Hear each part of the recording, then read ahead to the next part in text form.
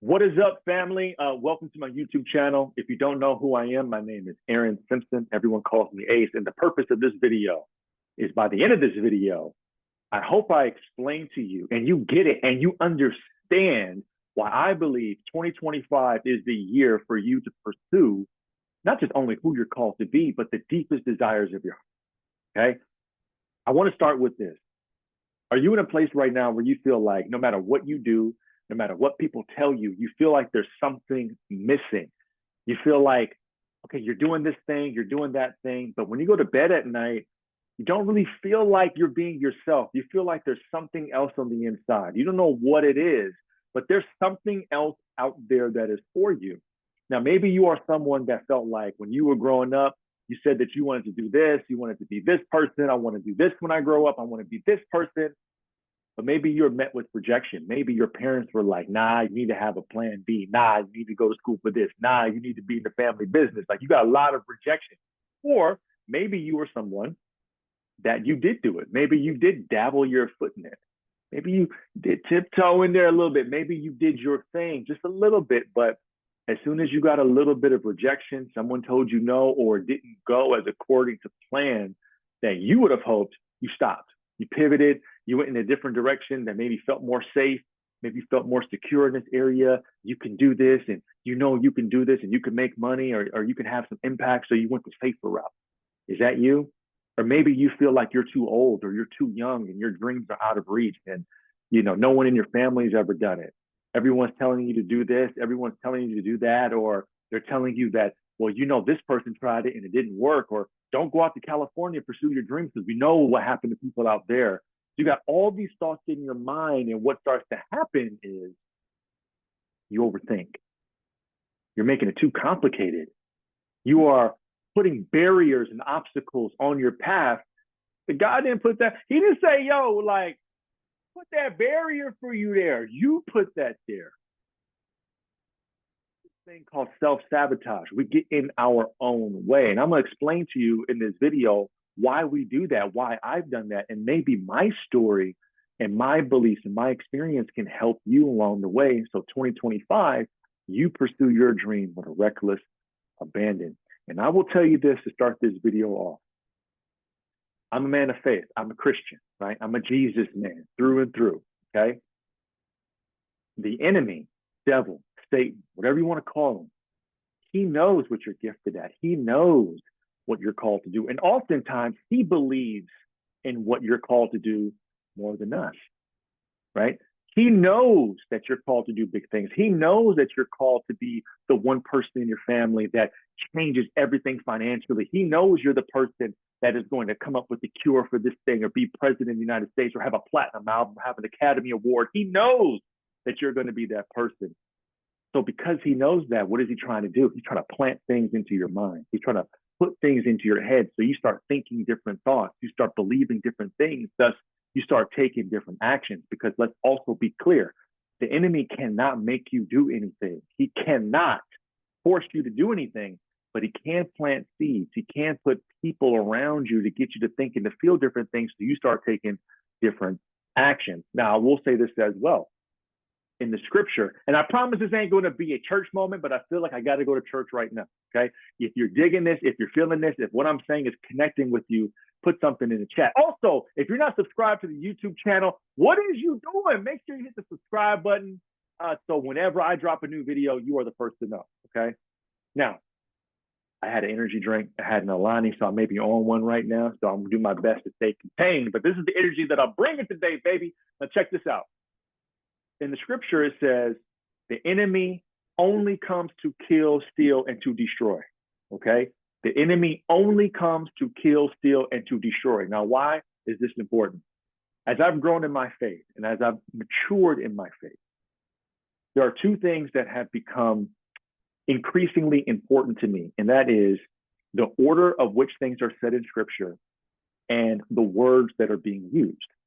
Now, I grew up hearing the scripture, and I heard the enemy comes to kill, steal, and to destroy. The enemy comes to kill, steal, and to destroy. But that's not what the scripture says. The scripture says the enemy only comes to kill, steal, and to destroy. Now, why is only important? The reason why that's important is the only reason you feel the presence of spiritual warfare is because the enemy sees something in you worthy of killing, stealing, and to destroy and to completely obliterate. He wants to kill your dreams, he wants to steal your joy, and he wants to rob you of your peace. That's what he wants to do. But why is that important? I want you to look at it from this perspective. A thief is only going to seek out someone that has something valuable enough to commit a crime to get something in their possession. So if you don't have anything of value, no one's going to come rob you. So the fact that you feel the presence of the enemy and you feel like you're being under attack, instead of you getting scared and instead of you running and hiding, you should be celebrating, because that means, oh, he thinks I'm a threat. He knows I'm a threat. He knows I have something worthy of being stolen from, being killed for, or something that needs to be destroyed. Because if you're drifting away and you're not adding any value and you're not taking strides and steps of becoming a better version of you, what is the point of him coming to kill, steal, to destroy what you're doing? You're already doing that to yourself. So whenever you're trying to pursue a dream, whenever you are seeking out a better relationship, whenever you're trying to improve your health, the first thing that's usually going to come is some type of disruption. And here's why. Because you're taking steps to becoming a better version of you, and someone don't like that. Going on, woo, woo. Sally is leaving that toxic relationship. Ricky's going to the gym. The siren goes off, and the enemy's like, no, we got to shut this down. We got to put some disbelief. We got to put some limiting beliefs. We got to get some self-sabotage. We got to bring that ex back to send that text message saying, baby, I miss you. Can you come back home? We got to do all of that because we got to prevent him. We got to prevent her from going where they're called to go. So if you are someone that has given up on the dream, you stopped your business, you stopped the music, you stopped acting, you stopped pursuing love, you stopped wanting to have children, I want to submit to you that the reason why you're thinking those thoughts is because the thing that you're thinking about, the thing that you want to do, is absolutely for you. And someone doesn't want that. He wants you to stop. He wants you to fall short of where God has called you to be. Now, in 2025 is right around the corner, right? We're a couple of weeks away. At the time of this recording, it's December the 13th, 2024. 2025 is right around the corner. And my question to you is, what are you going to do? You have that dream in your heart. You know what you want to do, but you're getting in your own way because the enemy can't stop you. He can't say, this ain't going to happen, but he can put thoughts into your mind that you stop yourself. So what am I saying? What I'm saying is, if I don't become who God's called me to be, if I don't pursue the dream of my heart, if I don't get my heart's desire, it's my fault. It doesn't matter who my mom is, my dad, my relationship, the community, the president. None of that matters. It doesn't matter about the finances. It doesn't matter about the school you went to, the degree you have or don't have. None of that matters. It's all on you. It's all on me, right? Me starting this YouTube channel was me planting my flag saying, I am no longer getting in my way. Me starting my podcast was me planting the flag saying, I am no longer getting in my way. I don't care how long it takes. I don't care if I have an episode that goes viral. I don't care if my YouTube channel gets a lot of subscribers overnight.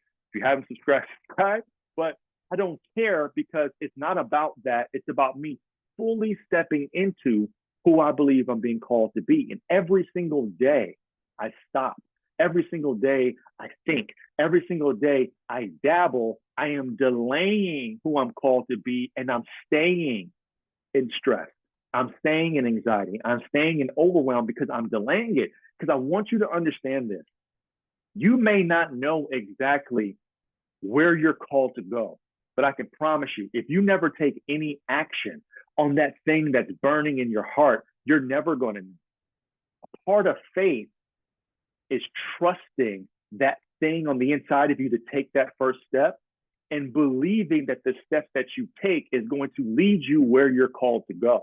If you knew absolutely everything from the jump, like if you can read, like, this is the plan for my life, step for step, word for word, verbatim, you would read some of this and be like, hecky no, I ain't called to do that. There's no way I'm supposed to be that. That's crazy. I'm going to be the president. I'm going to make it to the NBA. I'm going to make it to the WNBA. I'm going to have the cure for cancer. I'm going to win an Academy Award. I'm going to have a marriage with 5 beautiful kids and a rich husband and a rich wife. We're going to live in a white picket. Me? I come from brokenness. I come from a family of addiction. I come from a family that doesn't dream big. Me?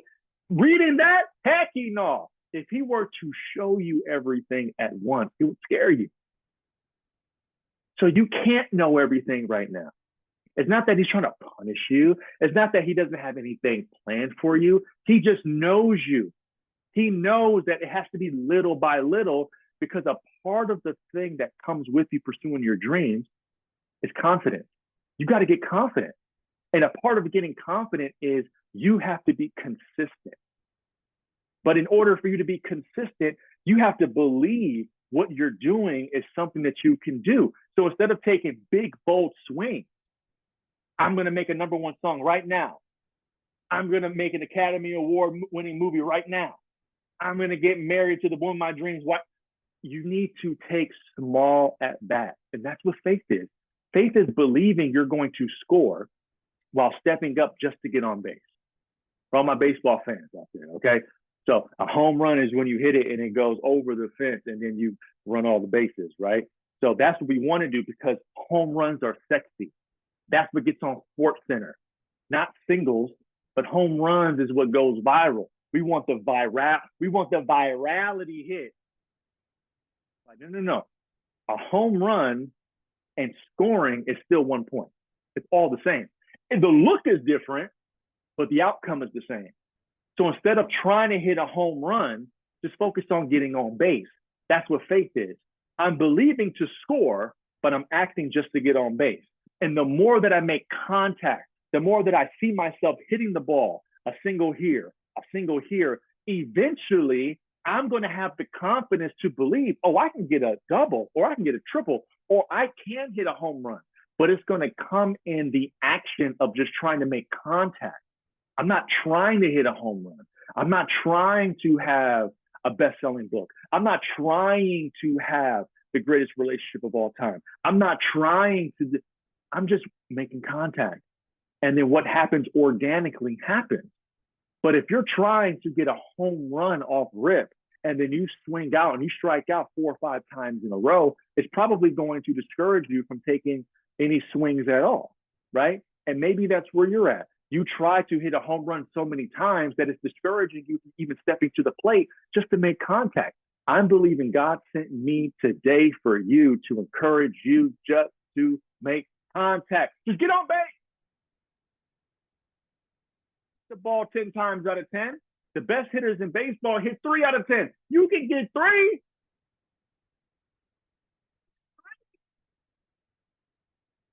You can get 3 if you don't step up to the plate at all. Right? So consistency, but in order to be consistent, you have to major in the minor things, right? And not like you're making big things at something that's small. I'm saying you have to obsess over the small, getting on base. So if you want to start a YouTube channel, instead of thinking about, I got to get a camera, I got to get the lighting, I got to get this, stop, just phone over and hit record. That's it. Like, ain't nothing deep about what I'm doing right now. I'm in my guest room office space. I got the camera in front of a window, so I got lighting coming in, and that's it. Think about it. You look at my social media. For those of you that don't know, I have over 1 million people that follow me across all social media platforms, the biggest of which is TikTok. And I'll go into detail in another video about how that happened. But during COVID, my TikTok went viral. I never had a TikTok until COVID, right? But if you look at all the videos that went viral, 5 million here, 2 million, 3 million, 10 million, it was literally, I put my phone on my TV stand and I recorded. And sometimes I will record in my car. I had my personal phone and my business phone. I would record on my business phone. I would flip my personal phone to the flashlight, and that would be my lighting. Like, I didn't have a studio set up. I still don't have a studio set up. I got better lighting, but I started with where I was at. And a part of achieving your dreams and growing is you have to be resourceful in your lack of resources. Okay, I'm gonna let that sit. Okay, I'm gonna let that sit. Okay, I think we need to take a break because I think that one just went right over your head. Okay, did you hear what I said? I said, where you lack resources, you've got to be resourceful. And what do I mean? Well, Ace, I can't pursue my dreams because I'm not rich. Ace, I can't do this because I'm overweight. Ace, I can't do this because I don't have the time to do it. Ace, I don't have the money for it. Ace, I ain't got the team for it. I'm saying you could be right. You could be overweight right now. You could lack the funds. You could lack the team. But what can you do right now? Stop speaking to the things that's never going to get you there and speak to the things that can. What's the first step that you can take? Okay, yeah, you may be overweight right now. How about we go for a walk? You can do that. Maybe you don't have the money for a trainer right now, but you can go for a walk. You do know that not doing anything is not what you're supposed to do. So how about you do a little bit of something? Okay, maybe you don't have a big setup to record a podcast, but you got a phone with a memo pad in it, audio recording. You can start there, can't you? No one says you couldn't do a podcast from your phone. No one said you had to have a full studio. No one said that. Okay, maybe you are divorced and maybe you are heartbroken, but no one said you couldn't go on a date. No one said you couldn't say hi to someone at the coffee shop. Where you lacking resources, you have to make up with resourcefulness, because the more that you step up in your resourcefulness, the more that the people and the opportunities of resources will come find you, because no one is going to help someone, save someone that is not helping and saving themselves. No one is going to knock on your door and say, knock, knock, knock, knock, knock, knock, not a knock, knock, not a knock, knock. Hey, I heard from someone that I don't know that you want to start a podcast. So because I heard that, I'm taking the shot of showing up at your house with a full studio. Are you ready to start a podcast? That's not happening. People with resources are going to see, oh man, she started a podcast with just her phone, and she's been consistent. She's posting 1 or 2 times a week. She's got a community. She's showing up. Oh, she's got some listeners. Maybe if I say, hey, you know what? What if I offered you my studio in exchange for promotion? Now she's got someone editing her video. She's got someone doing this. Now she can just focus on the podcast. Next thing you know, your podcast is number 1, not because you waited for opportunity to come find you. You took your lack of resources and you got resourceful. 2025, I'm telling you right now, is going to be the year that you are going to have to be resourceful. No longer are we going to be talking about what we don't have. We're going to focus on what we do have. And if you're watching this right now, that means you got a laptop or you got a phone. You got a whole office. Right now, you have a phone or a computer. What are we talking about? What you waiting on? I'll wait. Take a sip. You know what I'm saying? I'm taking a sip. What are you waiting on? You got everything you need right now. If you're watching this, this means you're on YouTube. It's free.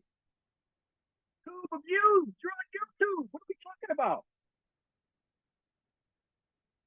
You need to start right now. You may not have everything you need to finish the story, but you got everything you need to start it. And if 2025 is going to be the year that you step into your greatness, that you be all that you're called to be, it starts with you being resourceful. And I want to close with this. In scripture, it says, I knew you before you were in your mother's womb. God knew you before you had a name. Before your parents named you, you already had a name, and that is a child of the Most High God. But I want you to pay attention to this. If he knew you before you were in the womb, that means you were a spirit before you became an actual human being. Before you became a physical body, you were a spirit first. Your spirit knows everything that God has put in you. That's why when you do certain things, you can't explain how you feel, but you feel so connected and aligned to it, which is why when you go to certain places and you're around certain people, you can't feel why. You feel like you're not supposed to be with them. You feel like you're supposed to repel, because he knew you before you were in your mother's womb. Your spirit is telling you that. But also I want you to pay attention to this. The first organ that's developed when you're an embryo is your heart. The brain comes after that. Why am I telling you this? This is not going to know who you're called to be. This is going to think about who you're called to be. This is where you contemplate. This doesn't know you. It's here. One of the biggest killers of dreams and destiny, and I can talk about myself personally, is right here. The overthinking, thinking about the past, thinking about this, thinking about that. Your mind does not know who you're called to be. Everything is on the inside. Your spirit's first, your heart is second. This is third. Prioritize what is your spirit telling you? What is your heart telling you? What do you feel when you're doing that thing? What do you feel when you're around those people? That is always going to guide you. So in closing, if you want 2025 to be the year of your dreams, you got to get out of your head and you got to get into your body. You got to get into your spirit. You got to get into your heart, because this is going to guide you to the truth. This is going to contemplate the truth. This is going to lead you to the truth. And even when you're being led to the truth, this is still going to contemplate if where you're going is the truth. I'm here for you. I'm rooting for you. I want my YouTube channel to guide you and to take the lessons and the things that I've learned and to encourage you to pursue all you're called to be. I'm 37 years old, right? If you're watching this and you're over the age of 40, you got so much time. It is not too late.